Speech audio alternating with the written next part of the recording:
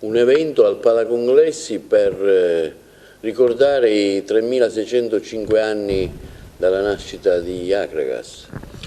È un compleanno importante ricordare proprio gli anni della propria città.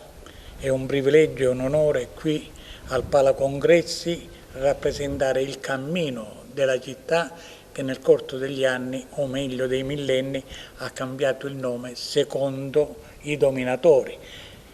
Akragas durante il periodo greco, Agrigento per i romani, Kerken per gli arabi e così di seguito fino ad arrivare poi al 1927 che è stato dato il nome di Agrigento.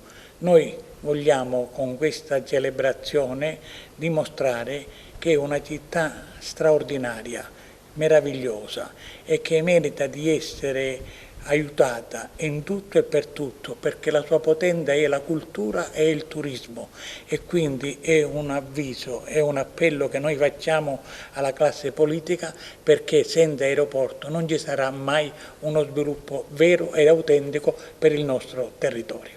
Ci saranno diversi personaggi nei costumi dell'epoca che ricorderanno le varie figure storiche del percorso appunto delle varie ere di Agrigento.